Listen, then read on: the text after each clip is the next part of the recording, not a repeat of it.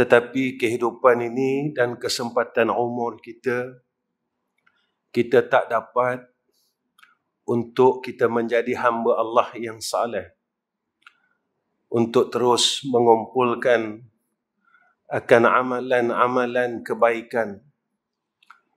Ditakuti dalam keadaan kita alpa, Allah Subhanahu wa taala memanggil kita menemui Allah.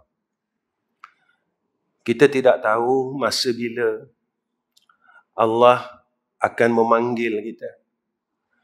Inilah hikmahnya, kematian itu dirahsiakan oleh Allah. Hikmahnya, kiamat itu dirahsiakan oleh Allah. Maka orang yang bijak dan orang yang berakal, kata Rasulullah sallallahu alaihi wasallam, dia yang sentiasa berhati-hati dalam perkara ini. Lalu dia menjadikan segala umurnya dan segala waktu yang dia ada, dia gunakan untuk Allah Subhanahu wa taala. Tuan-tuan yang dirahmati Allah, masa yang sedikit ini saya mengingatkan diri saya khususnya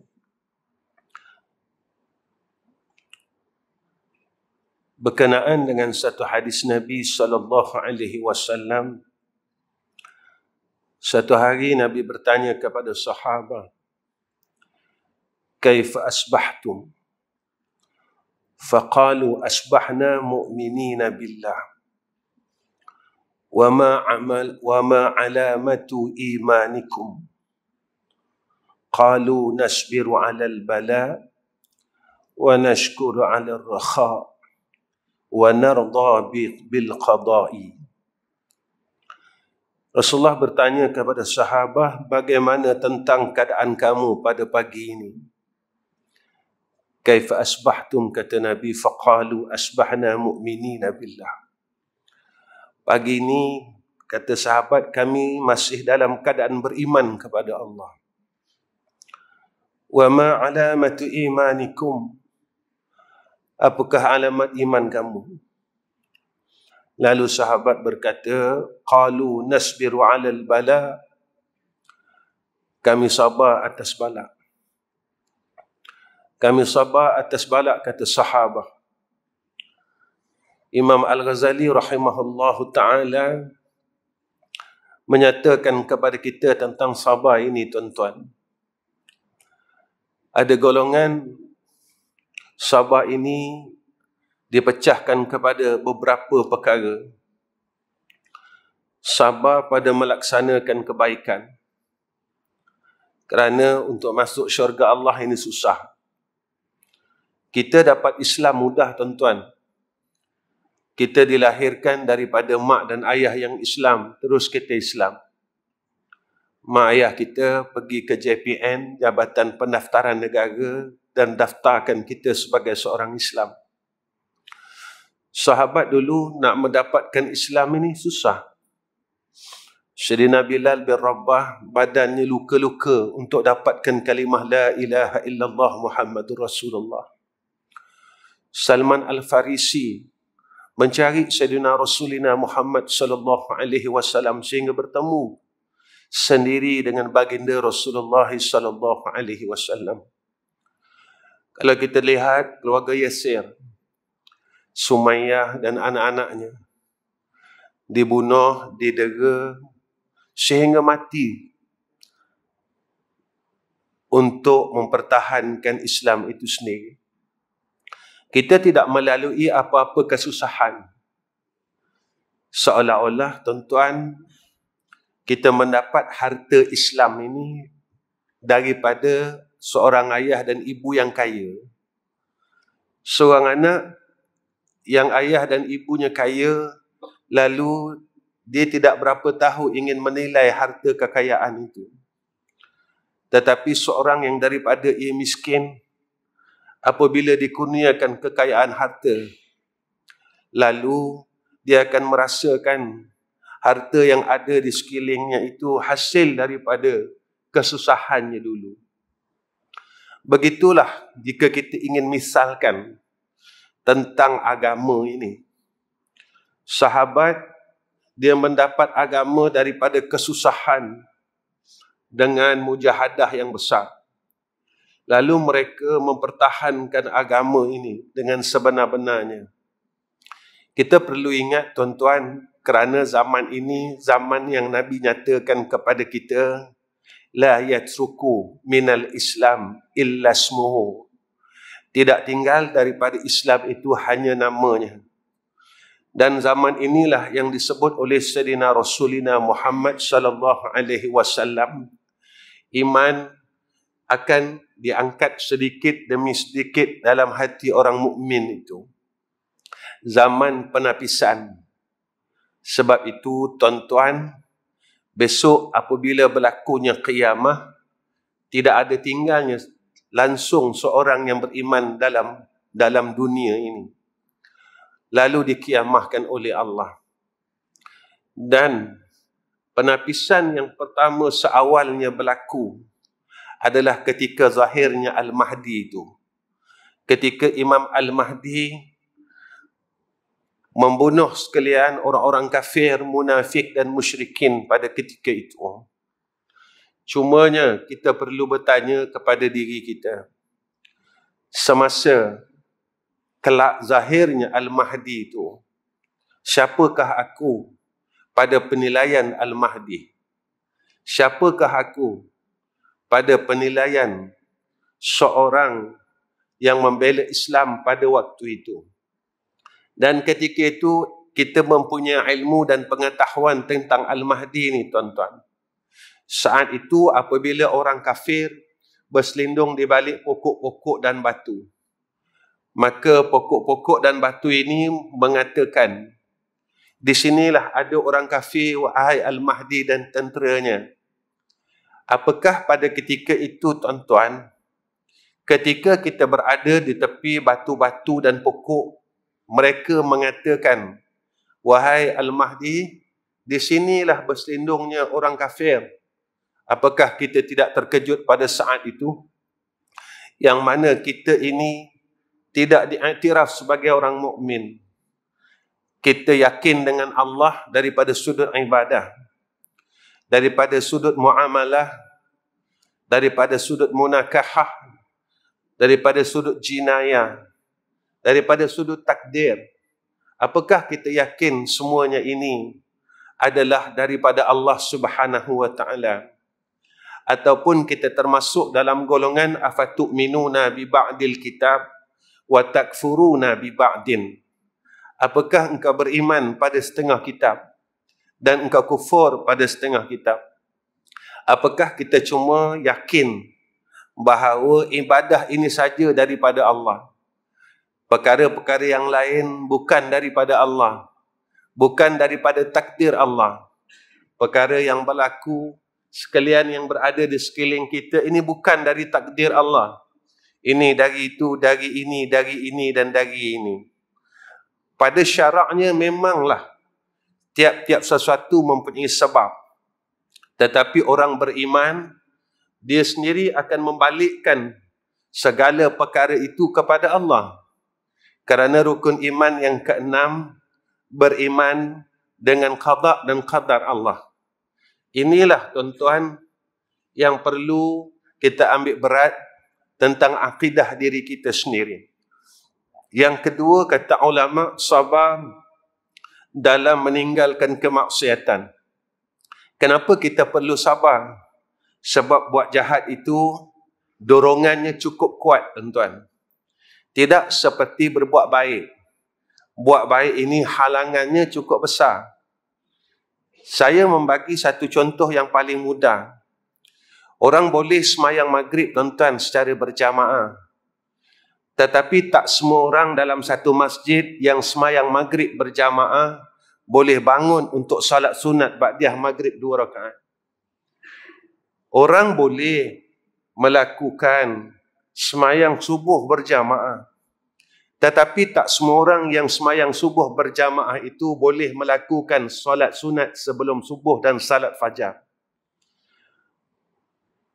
Orang boleh, tuan-tuan, melakukan perkara yang wajib, kerana mereka mengatakan jika aku tidak melaksanakan perkara yang wajib ini, aku masuk neraka.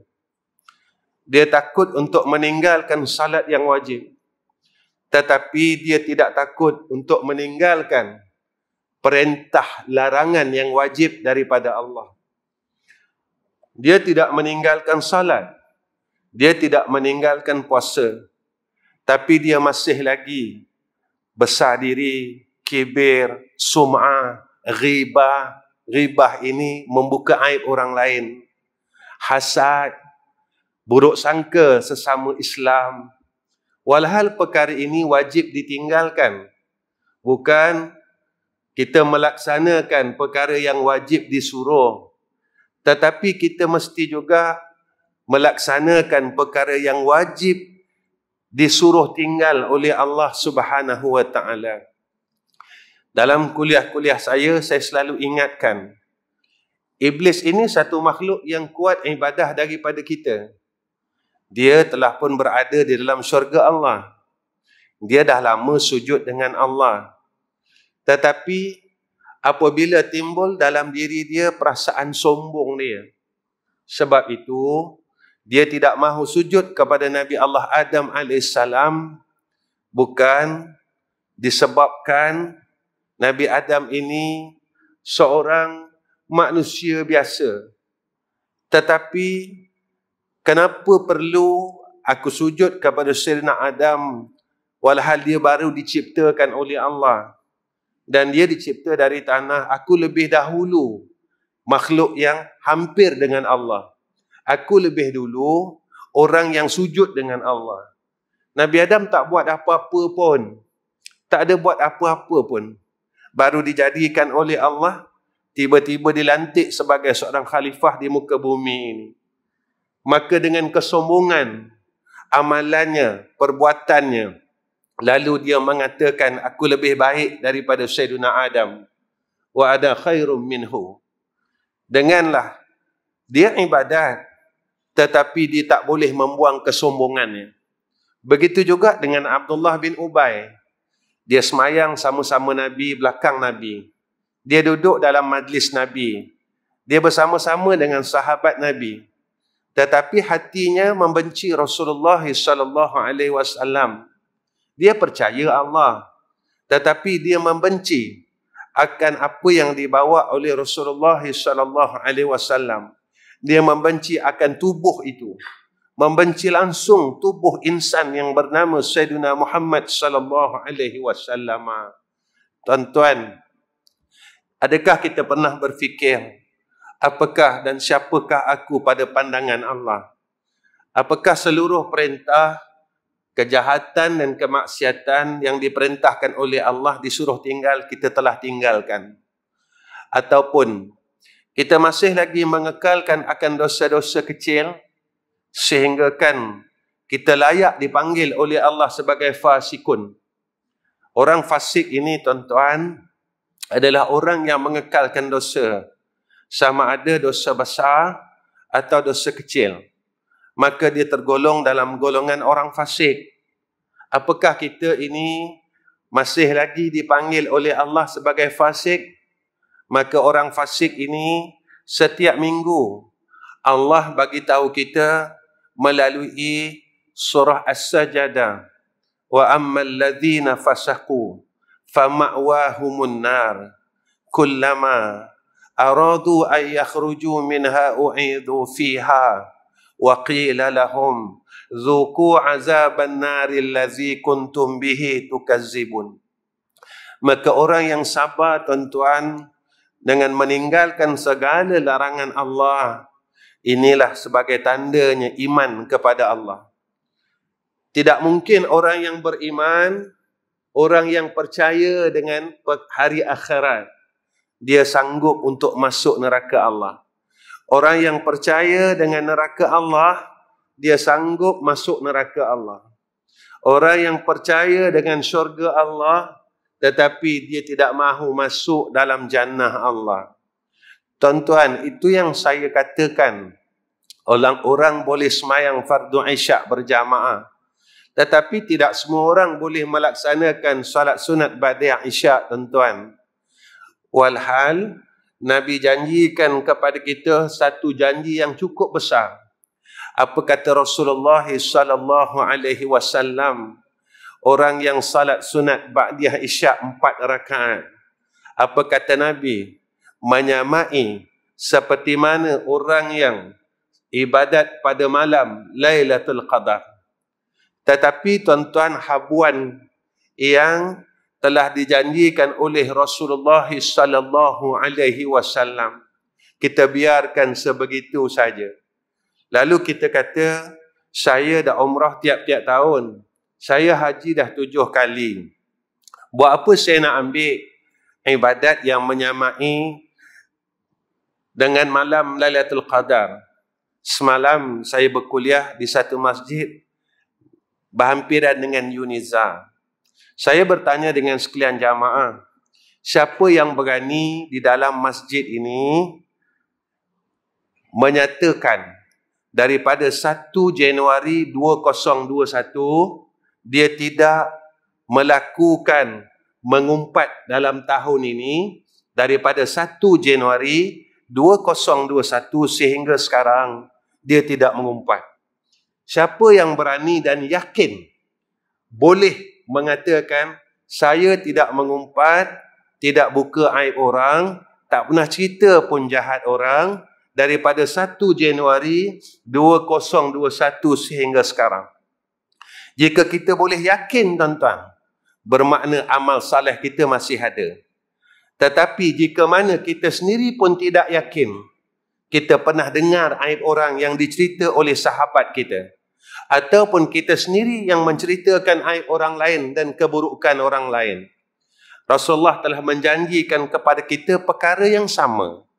Amal saleh kita daripada umur 15 tahun sehinggalah hari yang kita membuka aib orang lain dan mengatakan kejahatan orang lain, semuanya diberikan kepada orang itu, orang yang kita buka aib dan ceritakan keburukannya. Segala maksiat dia, jahat-jahat dia diberikan kepada kita. Itu jika 1 orang, tuan-tuan. Jika 10 orang, 10 orang maksiat 10 orang ini diberikan kepada kita. Dan jika amal soleh kita telah tidak ada untuk diberikan kepada orang yang kita buka aib tersebut, maka pada ketika itulah tempat kita memang telah ada nama di pintu neraka Allah Subhanahu wa ta'ala. Ini yang perlu kita fikirkan, tuan-tuan. Hidup dalam dunia sekejap. Habis-habis 80 tahun kita mati. Sakit dalam dunia, habis-habis 15 tahun kita akan mati. Tapi tak sakit mana pun, tuan-tuan. Sakit darah tinggi tak sakit mana. Sakit kencing manis tak sakit mana.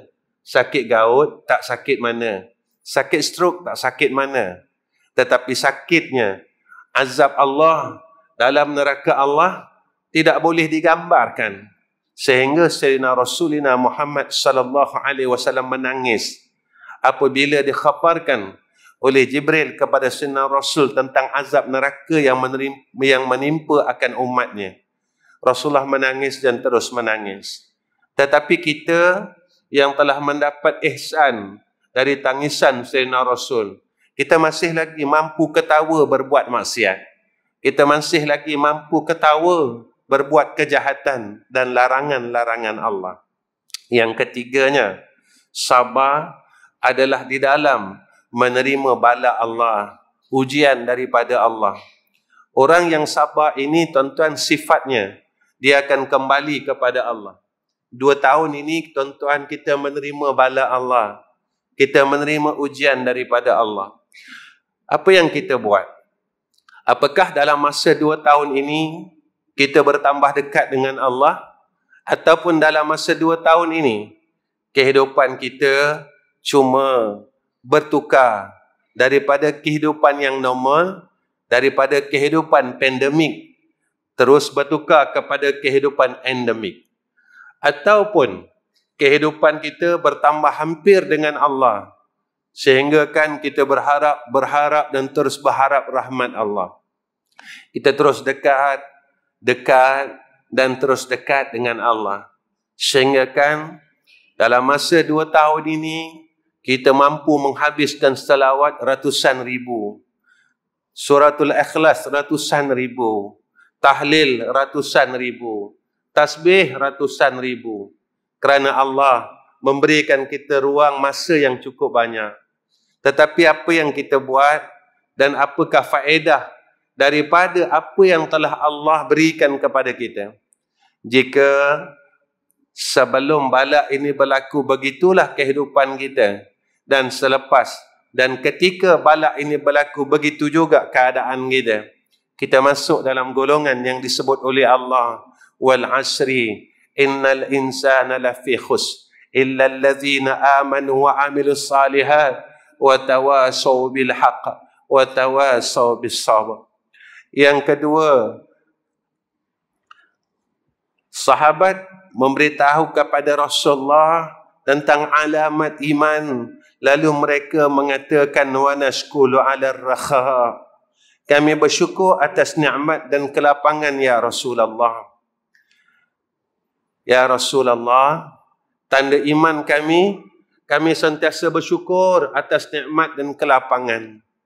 Orang yang tuan-tuan bersyukur dengan nikmat yang ada, lalu segala nikmat yang ada pada dia, dia takut untuk meletakkan nikmat itu kepada kemaksiatan dan kejahatan. Nikmat yang paling hampir dengan kita, tuan-tuan, tubuh badan kita. Kita ada mata, kita buat apa, tuan-tuan? Kita ada telinga, hari ini kita buat apa? Dan apa yang kita dengar? Dan apa kebaikan yang telah kita buat melalui anggota telinga yang dianugerahkan oleh Allah? Berapa banyak kalimah tasbih yang kita dengar? Berapa banyak kalimah-kalimah tayyibah yang kita dengar? Ataupun hari ini telinga kita cuma mendengar lagu-lagu ataupun cerita-cerita hal keduniaan. Telinga kita tidak mendengar kalam-kalam Allah. Tuan-tuan, mulut kita apa yang kita buat hari ini? Apakah kita bercerita tentang hal dunia yang sama yang kita ulang-ulang selama 70 tahun? Mulut kita bercakap, berkata-kata pada perkara yang sama kita ulang selama puluhan tahun. Kita tak gunakan mulut kita untuk membaca zikrullah. Kita rasa kita orang baik, kita rasa amal saleh kita banyak, kita rasa yang kita besok dalam kubur senang. Kubur kita luas, kubur kita bercahaya, kubur kita terang. Dan kita rasa juga sebab kita ada duit, besok kalau aku mati, duit yang ada, lalu aku boleh upah orang untuk baca Quran. Tuan-tuan, kalaulah dengan kekayaan itu boleh menjamin kita untuk kita masuk syurga Allah, nescaya ramailah orang kaya yang duduk di dalam jannah Allah. Jika kekayaan itu boleh menjamin seseorang untuk masuk syurga Allah, ramai orang kaya yang boleh masuk syurga Allah. Mereka guna duit mereka untuk upah orang. Tapi tidak tuan-tuan, tidak tuan-tuan. Hatta sehinggakan Nabi sebut di dalam hadis, ramai orang kaya yang masuk di dalam neraka Allah Subhanahu wa taala. Zaman ini zaman yang disebut oleh Rasulullah, orang kaya yang sombong, orang fakir yang tidak redha, ulama-ulama di kalangan ulama-ulama yang jahat. Tuan-tuan, orang yang pertama besok dipanggil oleh Allah di kalangan ahli ilmi. Apa yang kamu buat? Apa yang kamu cakap dalam dunia dulu, kamu buat tak? Betulkah kamu buat? Kamu bercakap dalam dunia ini betulkah kerana Allah dan Rasul? Tuan-tuan, kita boleh tipu seluruh manusia dalam dunia, tetapi kita tidak boleh menipu Allah Subhanahu wa ta'ala. Dengan ilmu yang ada pada kita ini, tuan-tuan, sepatutnya kita menjadi bertambah baik. Semakin kita mengaji, semakin kita bertambah jadi orang saleh. Tetapi apabila kita lihat di sekeliling kita, kenapa semakin kita mengaji, kita dikelilingi oleh orang-orang jahat. Dalam satu masjid kita masih bergaduh disebabkan perselisihan pandangan. Kita bergaduh sesama kita. Walhal sepatutnya kita ahli ilmi. Kita semakin baik kerana kita disebutkan, dibagi tahu ilmu itu cahaya. Orang yang penuh dengan cahaya kenapa semakin jahat? Sepatutnya orang yang penuh dengan cahaya semakin baik. Rupanya ilmu yang ada pada kita tidak boleh menjadikan kita sebagai orang saleh. Kerana apa yang disebut oleh Rasulullah tentang hadis Al-Quran. Al-Quran hujjatun laka wa alaika, kata Nabi. Ilmu ni dia boleh jadi pensyafaat, penolong, dan dia juga boleh menjadi laknat atas kamu, kata Nabi sallallahu alaihi wasallam. Tuan-tuan yang dirahmati oleh Allah Subhanahu wa taala, kenapa kita perlu meninggalkan maksiat, bersyukur kepada Allah, meninggalkan maksiat? Apa yang disebut oleh Sayyidina Rasulina Muhammad sallallahu alaihi wasallam, man kharaja min dhulli maksiyati ila izzi ta'ah aghnahu Allah ta'ala min ghairi malin wa ayyadahu min ghairi jundin wa a'azzahu min ghairi ashiratin. Apa kata Nabi sallallahu alaihi wasallam? Barang siapa yang meninggalkan hinanya kemaksiatan, maka dia akan menuju kepada kemuliaan ketaatan. Siapa yang meninggalkan kehinaan maksiat, maka Allah akan muliakannya. Siapa yang masih lagi melakukan maksiat, tak nak tinggalkan maksiat, maka dia tidak dapat kemuliaan daripada Allah. Ini janji Allah, tuan-tuan. Ini janji Sayyidina Rasulina Muhammad sallallahu alaihi wasallam. Janji Rasul adalah janji Allah. Janji Sayyidina Rasul adalah janji Allah. Kenapa saya katakan begitu?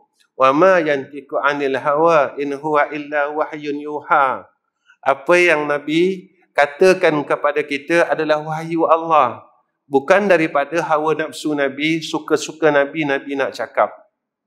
Sebab itu orang yang Allah muliakan dia dengan dia meninggalkan kemaksiatan, lalu Allah muliakannya. Berusahalah, tuan-tuan, meninggalkan jahat-jahat. Saya semayang tapi saya masih jahat.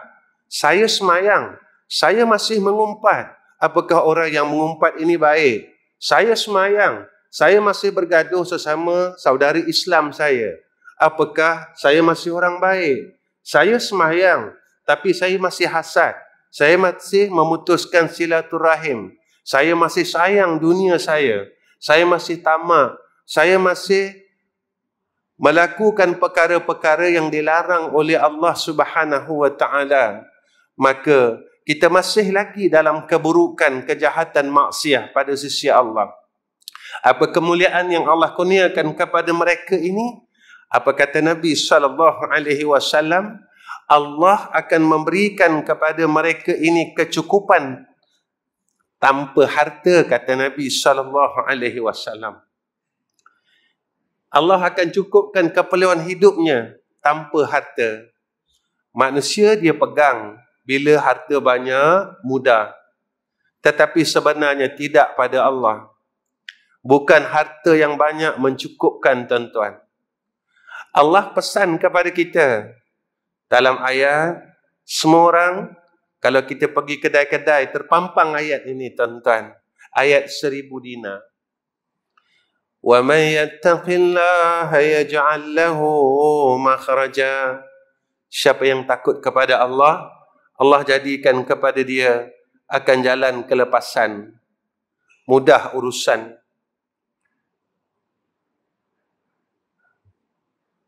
Kemudian Allah janjikan kepada dia rezeki min haitsu la yahtasib. Jika dia perlukan harta itu, Allah kurniakan. Dia perlukan harta itu, Allah kurniakan. Kenapa tuan-tuan mereka ini dicukupkan oleh Allah tanpa harta? Hatinya ada ifah. Ifah inilah tuan-tuan, ifah ini iaitu cukup, rasa cukup.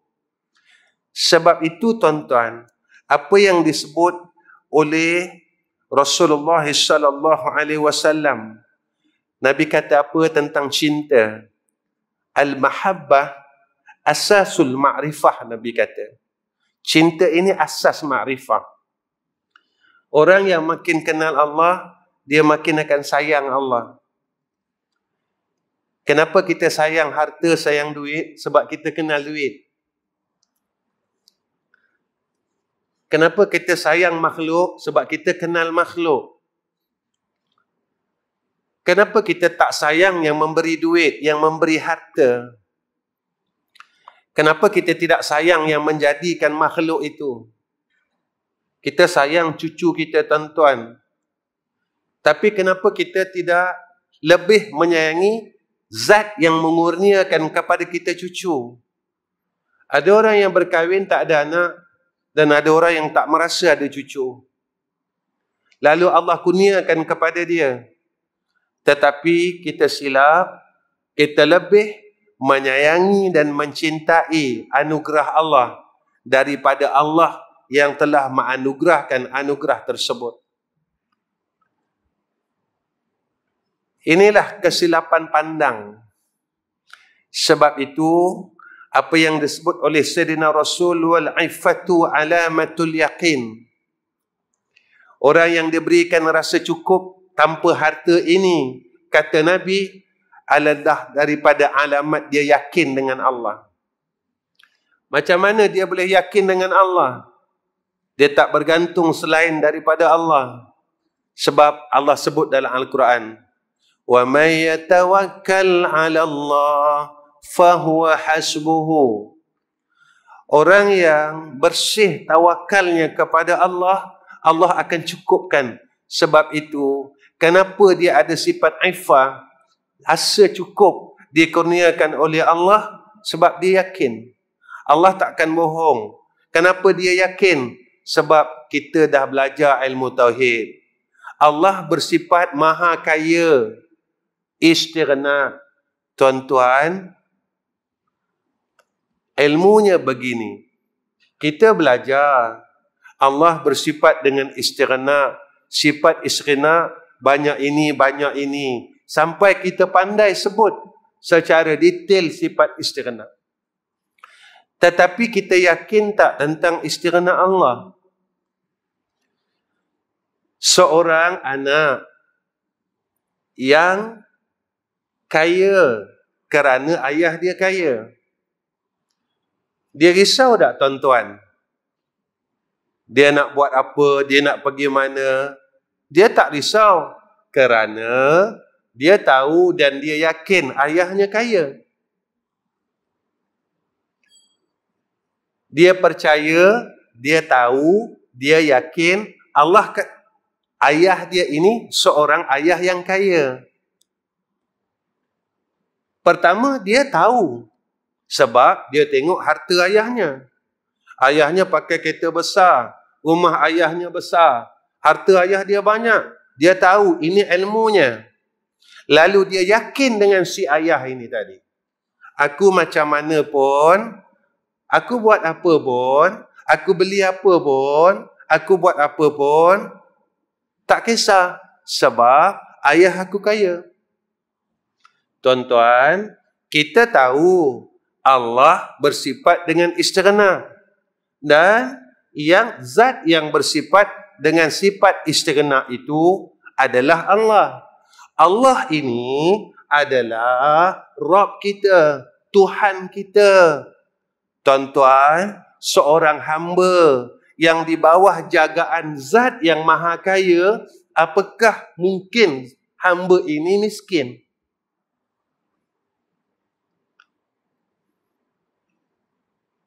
Tetapi kita cuma tahu Allah kaya. tetapi kita tak percaya dan tidak yakin yang Allah itu kaya. Maka cuma jadi tahu sahaja. Kerana apa tuan-tuan? Allah sebut dalam Al-Quran, "Wa may yatawakkal 'ala Allah fa huwa hasbuh, innallaha balighu amrihi." Yang melaksanakan segala perkara Allah, bukan kita. Kita ini asbab yang melakukan kerja. Tuan-tuan, pasti ke orang yang ada anggota 7 yang sempurna, dia boleh melakukan salat? Tuan-tuan, apakah pasti orang yang tahu benda tu salah, dia boleh meninggalkan benda salah?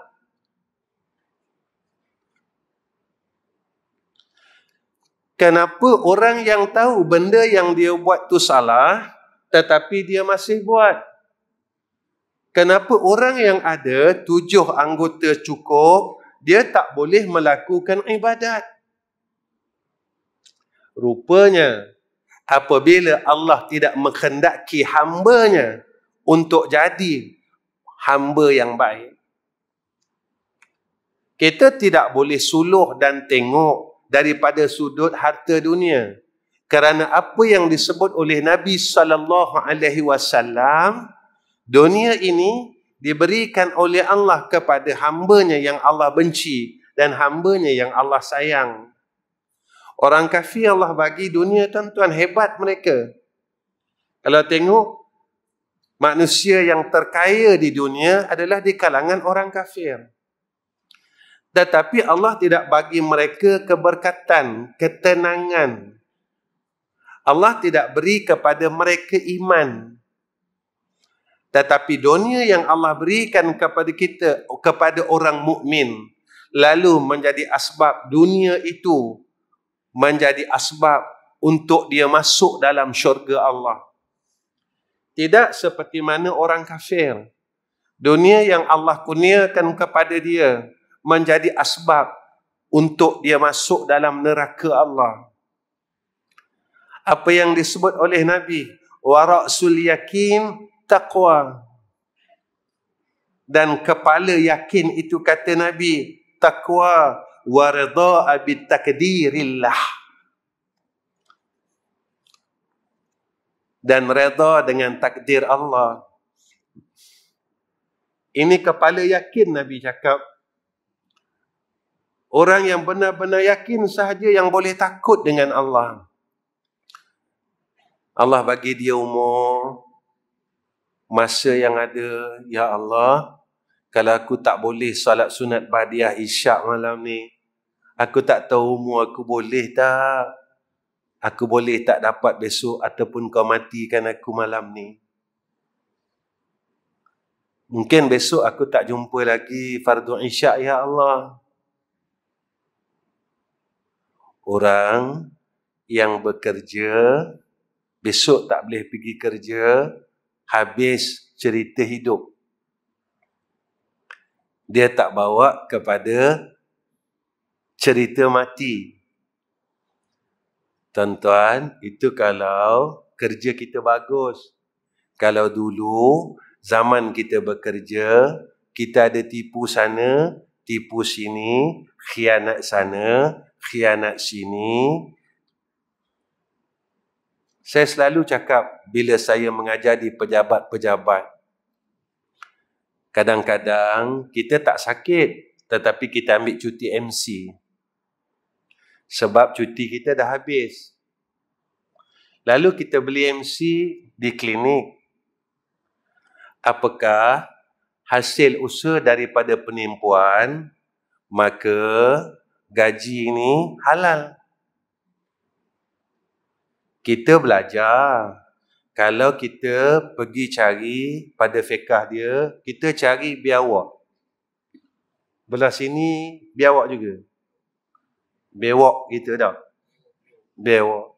Saya kena belajar bahasa Terengganu sikit, tuan-tuan. Lalu kita jual biawak ni, tuan-tuan. Duit ni kita boleh makan tak? Kita kata tak boleh. Sebab bewok ni binatang yang tidak halal dimakan. Hasil usaha yang haram, maka duit ni pun haram. Semasa kita bertugas dulu, kita menipu beberapa tahun. Apakah tidak ada daripada hasil yang haram? Dan hasil itu penipuan kita dengan orang, bukan dengan Allah. Dan pada ketika majikan kita tidak menghalalkan apa yang kita buat, apakah kita boleh masuk syurga?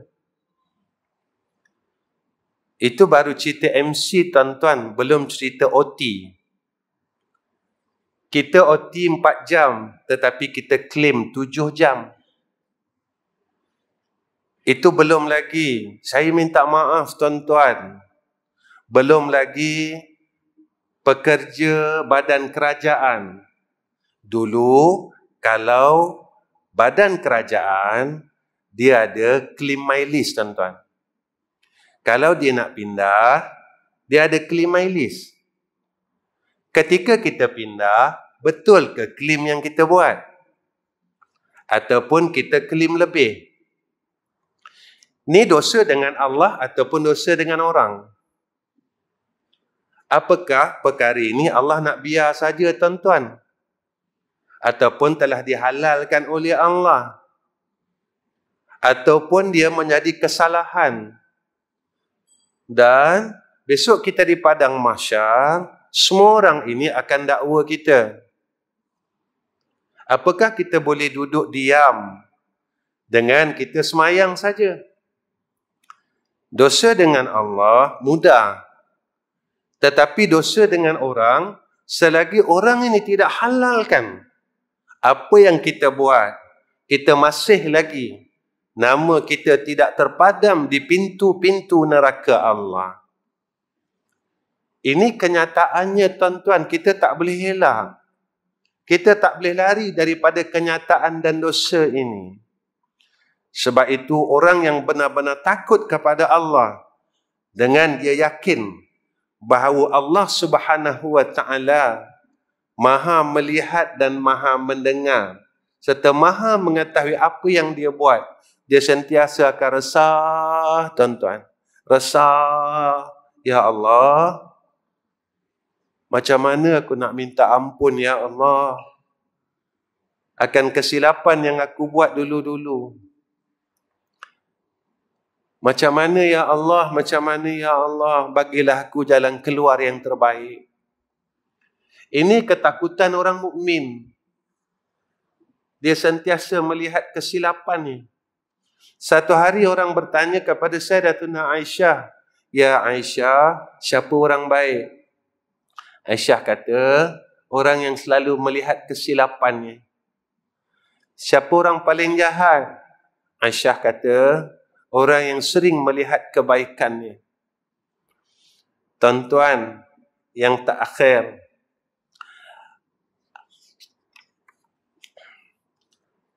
apakah alamat orang yang beriman? Maka mereka ini wa narda biqada'i, maka redha dengan qada Allah. Apa yang berlaku atasnya, mereka redha dengan Allah. Tuan-tuan, nak dapat redha dengan takdir Allah ini, apa yang disebut oleh Nabi adalah adanya keyakinan. Kerana orang yang yakin inilah orang yang boleh redha dengan takdir dan takut kepada Allah Subhanahu wa Ta'ala. Tetapi jika mana seseorang yang tidak boleh yakin dengan Allah yang bersifat irada, qudrah, maka mereka tidak boleh yakin dengan perjalanan takdir ini. Lepas itu zaman ini, tuan-tuan, kita melihat ramai orang merungut. Kenapa kita melihat zaman ini zaman orang merungut dengan kehidupan dunia, tidak seperti mana dahulu? Walhal dahulu orang lebih susah, tuan-tuan. Sekarang kalau kita nak lihat masyarakat berkereta buruk susah. Kita lihat sekarang masyarakat rata-rata semuanya berkereta baru. Rumah mereka ada peti ais, mesin basuh dan kemudahan yang cukup besar. Tidak semacam kehidupan kita semasa kecil. Kita masih basuh baju dengan tangan sendiri. Masih masak menggunakan dapur kayu. Kita rasa lalui kesusahan ini. Tetapi kita tidak pernah merungut yang ni susah. Tak. Kita redha. Rupanya, apabila semakin ramai manusia ini merungut, inilah yang diberitahu oleh Rasulullah, apabila zaman ini mula berakhir, maka ramailah fuqara yang tidak redha dengan takdir, dengan kehidupannya. Rupanya, perkara yang berlaku di sekeliling kita menunjukkan bahawasanya alam ini mula hendak dihapuskan oleh Allah dan dihancurkan oleh Allah Subhanahu wa ta'ala. Tuan-tuan, kita tak mampu. Tapi macam mana kita nak buat? Kita dah usaha, tuan-tuan. Kita usaha kuat, jatuh. Usaha kuat, jatuh. Rupanya kita terlupa tentang satu kalimah yang selalu kita baca. La haula wa la quwwata illa billahil aliyil azim. Tak ada daya, ya Allah. Tak ada kekuatan, ya Allah. Aku nak buat baik dan tinggal jahat, melainkan dengan pertolongan Kau. Tuan-tuan, saya tinggalkan tuan-tuan dengan satu zikir yang mana Rasulullah pesan. Kalau kita nak dapat kemudahan, nak selesai urusan agama, dunia kita, mudah aja tuan-tuan. Mudah. Kami di madrasah, tuan-tuan, tiap-tiap lepas semayang, kami baca tak banyak pun, 11 kali. Saya pelajar. Sebab itu, tuan-tuan, kalau orang nak masuk madrasah saya tak bagi. Ustaz, jarang orang tak bagi masuk madrasah, tapi Ustaz tak bagi masuk, kenapa? Sebab madrasah saya bukan madrasah yang terbaik. Masih banyak lagi madrasah yang baik. Kalau nak jadi alim, bukan di madrasah saya. Tapi kalau sama-sama nak jadi orang baik, boleh sama-sama dengan saya. Saya bukan tuan guru seperti mana yang disebut oleh tuan imam. Saya orang bodoh, tuan-tuan, orang tak ada ilmu. Sebab itu setiap kali apabila orang nak masuk madrasah, saya kata jangan. Tolonglah cari madrasah yang lain, yang lebih baik dari madrasah saya. Tapi kalau dah tak jumpa, datanglah ke madrasah kami. Nak jadi alim tak boleh. Nak hafal Quran kami tak ada. Kami ada kelas hafiz hafal Quran. Kami ada kelas alim. Tetapi bukan itu tujuan kami. Kami nak orang yang belajar kitab, dia bukan khatam kitab. Lalu selepas khatam dia kata, saya dah tamat kitab ini. Allah tidak pandang berapa banyak kitab yang kita habiskan. Tetapi Allah akan pandang berapa banyak isi kitab yang telah kita habis amalkan. Allah tak pandang. Kalau kita hafal 30 juzuk, tetapi Allah pandang orang yang hafal 30 juzuk, yang beramal dengan 30 juzuk itu. Saya pernah, tuan-tuan, interview beberapa orang yang telah hafal Quran. Saya tanya, kamu hafal Quran tak? Saya hafal, Ustaz. Minta maaf, saya kata. Saya nak tanya, tolong jawab dengan ikhlas, boleh tak? Mereka anak-anak muda. Apakah kalian yang telah hafal Quran ini, kalian tidak ada melakukan couple? Ada makwa tak? Saya tanya. Ada, Ustaz. Kamu hafal tak ayat la taqrabu zina? Hafal Ustaz, kami dah ada syahadah. Saya kata, apa yang kamu hafal kamu langgar. Bolehkah kamu selamatkan orang keluar dari neraka masuk syurga walhal kamu masih dalam neraka? Kerana Nabi kata hafizul Quran wa yahmiluha. Saya tanya lagi, kamu tinggal semayang tak? Mereka tunduk dengan saya. Budak umur 21, 22 tuan-tuan.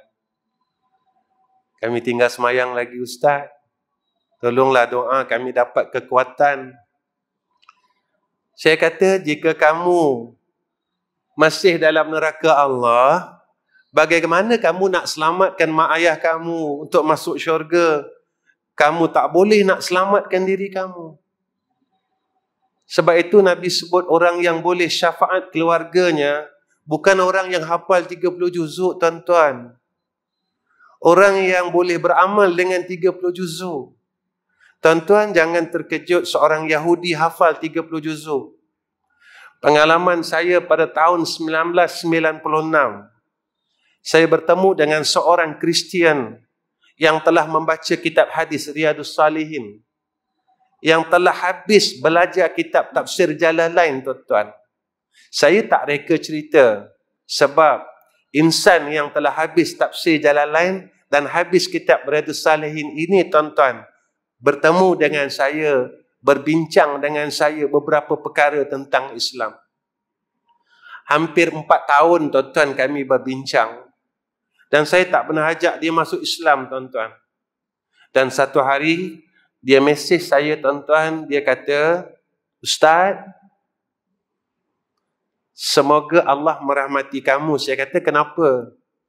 Alhamdulillah, saya telah convert kepada Islam. Nangis saya tuan-tuan. Nangis saya. Bila dia cakap macam tu dengan saya, dia kata Allah merahmati kamu Ustaz. Saya tak pernah ajak dia masuk Islam. Bila dia bercerita, bertanya kepada saya, walhal dia orang yang telah membaca kitab tafsir Jalalain habis 30 juzuk tuan-tuan. Itu yang saya katakan. Apakah pasti kita ada ilmu, kita dalam jannah Allah belum? Tuan-tuan, saya bacakan zikir ini. Dah 8 suku ni. Pendek dan mudah. Wa tawakkaltu 'alal hayyil ladzi la yamut. Wa tawakkaltu 'alal hayyil ladzi la yamut.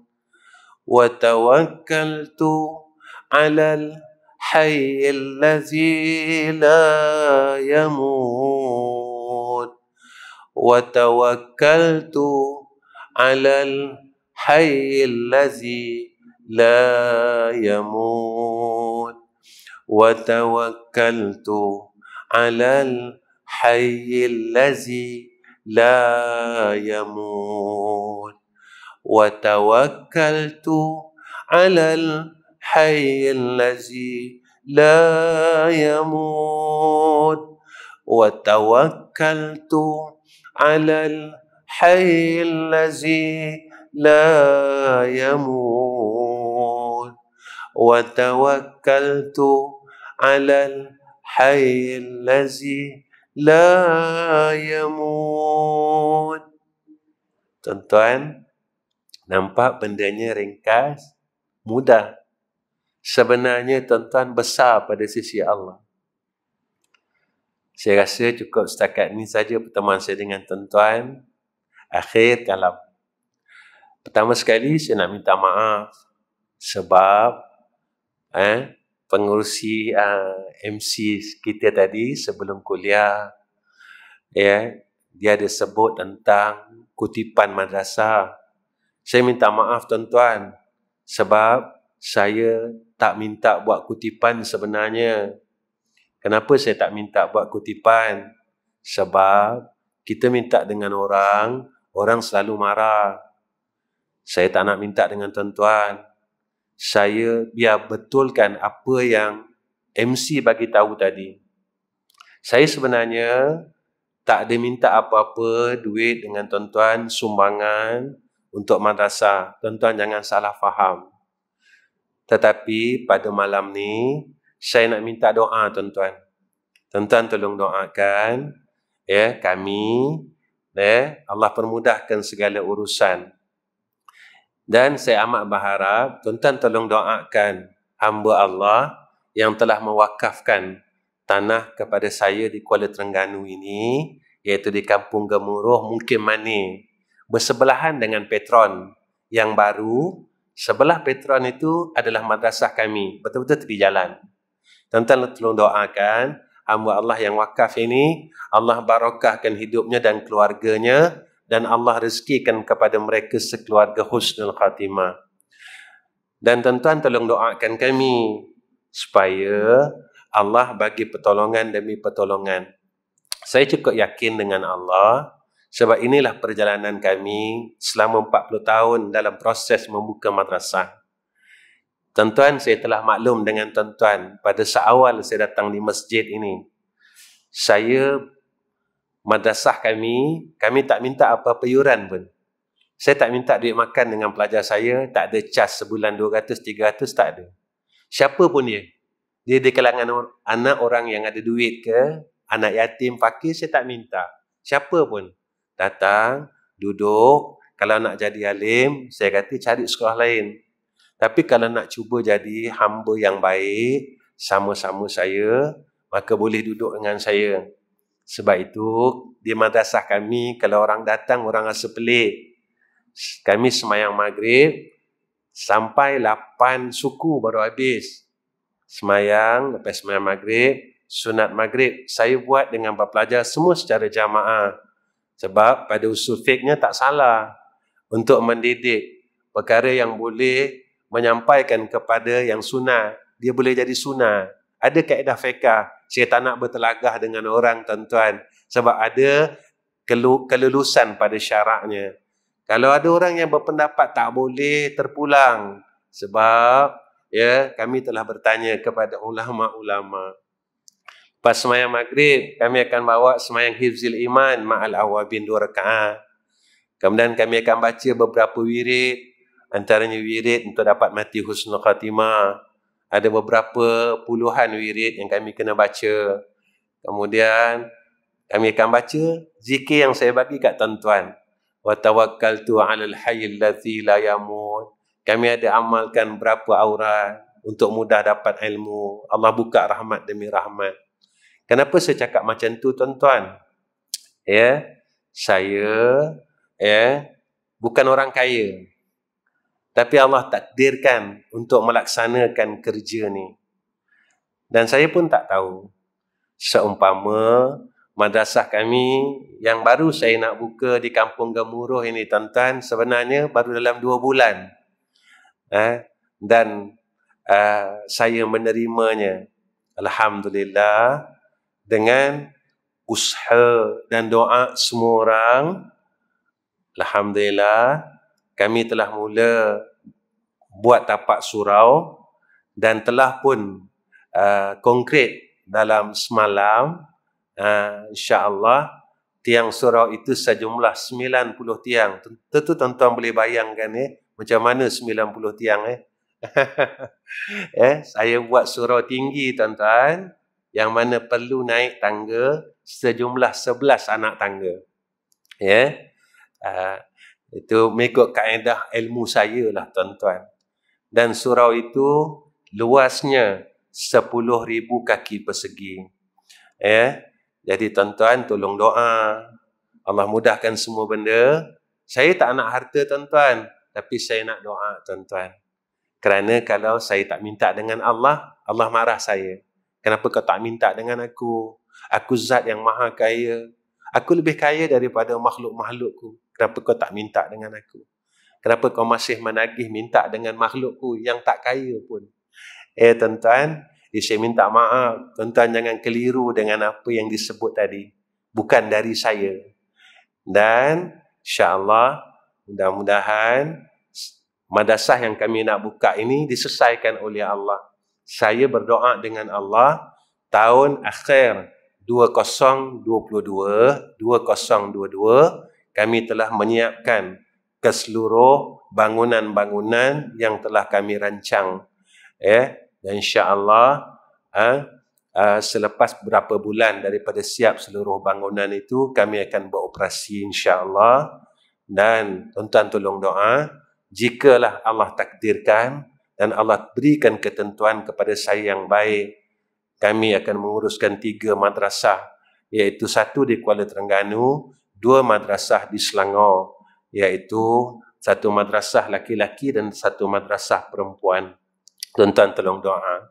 Mudah-mudahan Allah selamatkan saya daripada api neraka Allah Subhanahu wa ta'ala. InsyaAllah tuan-tuan, saya nak doa je. Doa orang lama-lama ni makbul. Doa saya tak makbul sebab saya dosa banyak. Sebab saya memikul amanah Allah. Orang yang sedang pikul amanah Allah, dia mudah masuk neraka. Kaki saya sebelah dalam neraka Allah. Tuan-tuan tolong tarik dengan doa tuan-tuan. Saya minta sangat. Minta tolong doa. Saya tak minta tolong harta tuan-tuan. Tapi saya minta doa. Ya Allah, dia ni saudara Islam aku. Dan aku tak kenal dia pun, ya Allah. Ya Allah, dia tengah buat satu perkara untuk membimbing ummah. Tolonglah, dia nak tolong orang lain. Kau tolonglah dia, ya Allah. Sebab dia nak tolong orang lain. Tuan-tuan, sebab itu saya buat semua perkara. Saya tak minta apa-apa duit daripada keluarga. Walaupun program-program yang saya buat camp cuti sekolah setiap tahun. Melainkan pada waktu COVID ini 2 tahun saya tak buat tuan-tuan. Orang semua tanya, Ustaz tak buat lagi ke? InsyaAllah. Saya buat program cuti sekolah ini tuan-tuan. Hampir dah 13 tahun saya buat. Sebelum daripada wabak COVID ini. Alhamdulillah. Penyertaan seluruh Malaysia. Hampir 600 orang, 700 orang dalam masa 2 minggu. Saya tak minta 1 sen pun. Ada orang yang betul-betul susah. Tuan-tuan kalau duduk tempat saya, tuan-tuan akan jumpa orang-orang ini.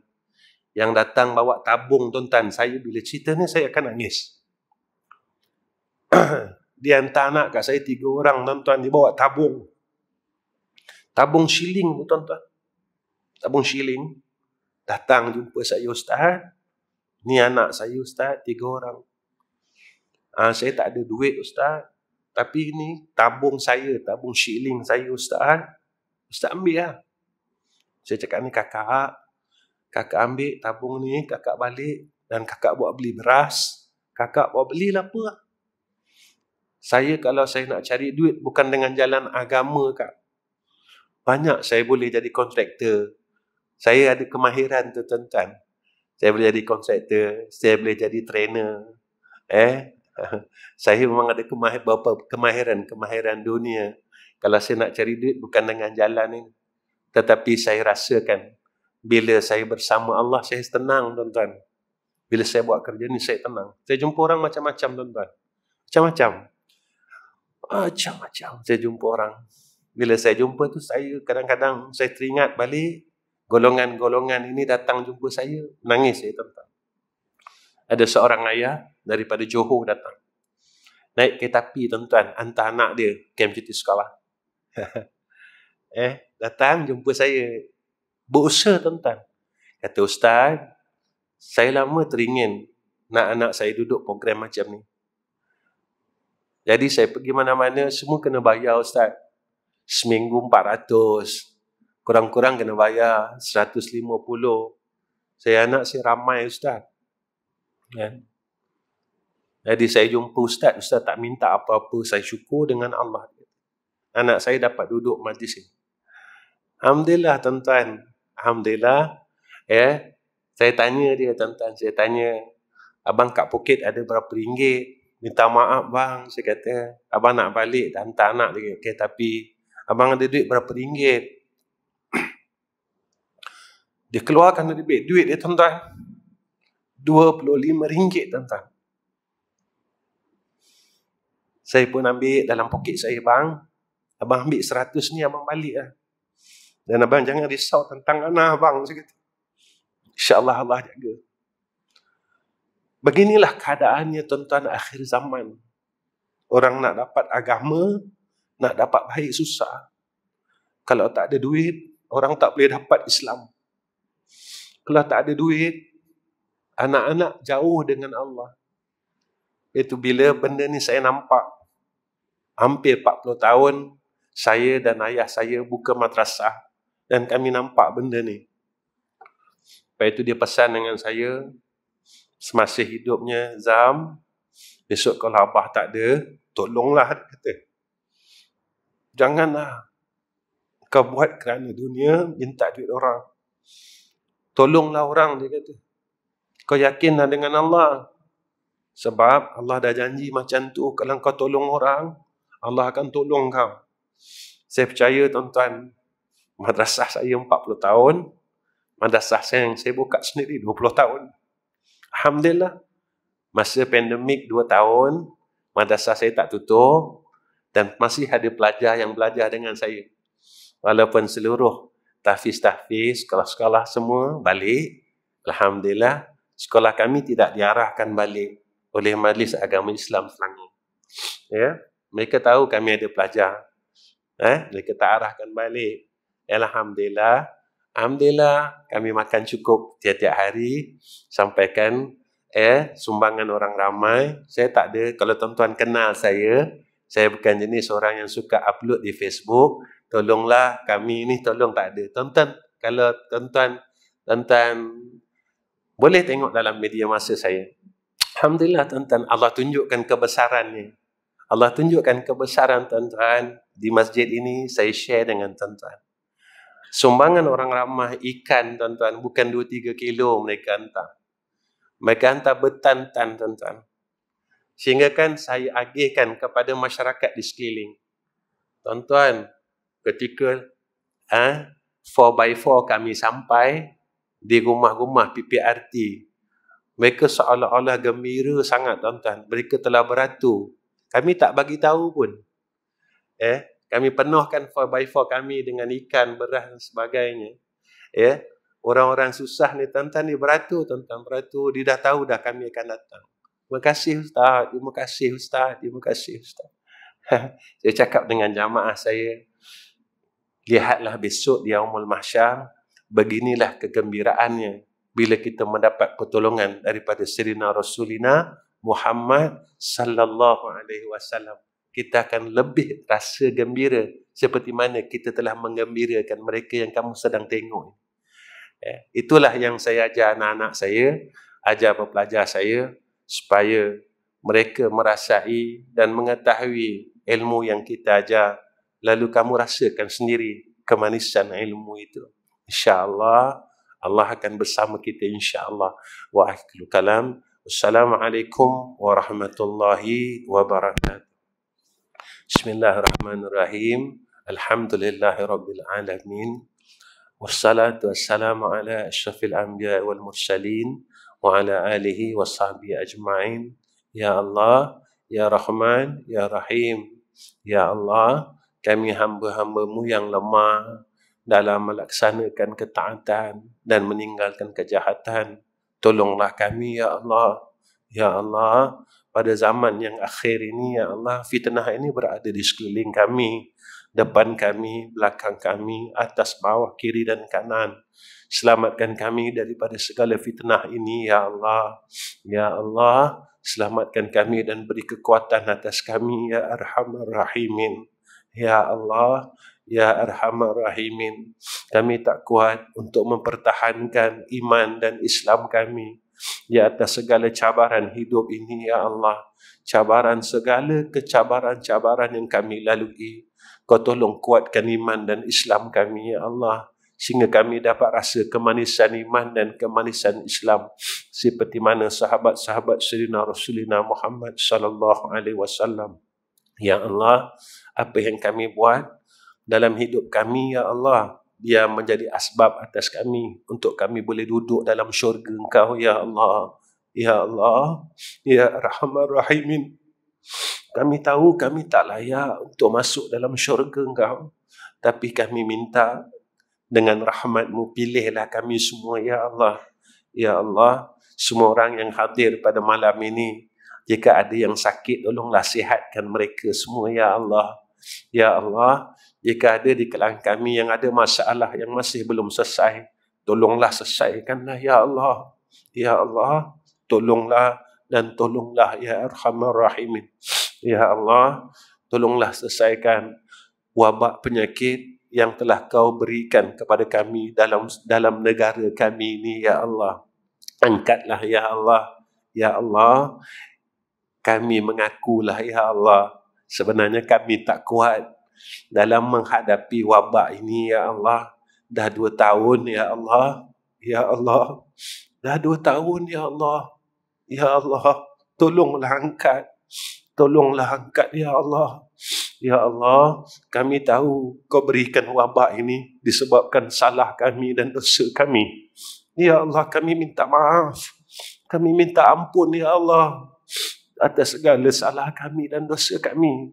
Tolonglah angkat wabak ini ya Allah. Kasihanlah kat kami ya Allah. Ada sebahagian dari kami, Kau cabut mak kami, Kau ambil mak kami dan ayah kami ya Allah. Dan kami menjadi anak yatim piatu ya Allah. Ya Allah, ya Rahman, ya Rahim. Tolonglah, tolonglah, tolonglah. Sihatkan kami, afiatkan kami, selamatkan kami daripada wabak COVID-19 ni ya Allah. Ya Allah, dengan Kau angkat wabak COVID-19 ni ya Allah, Kau jatuhkan dan Kau kurniakan atas kami rahmat, hidayat dan taufik-Mu atas kami dan atas orang yang berada di muka bumi negara ini ya Arhamar Rahimin. Wassallallahu ala sayyidina Muhammad wa ala ali sayyidina Muhammad walhamdulillahi rabbil alamin. Taqabbalallahu minna wa minkum.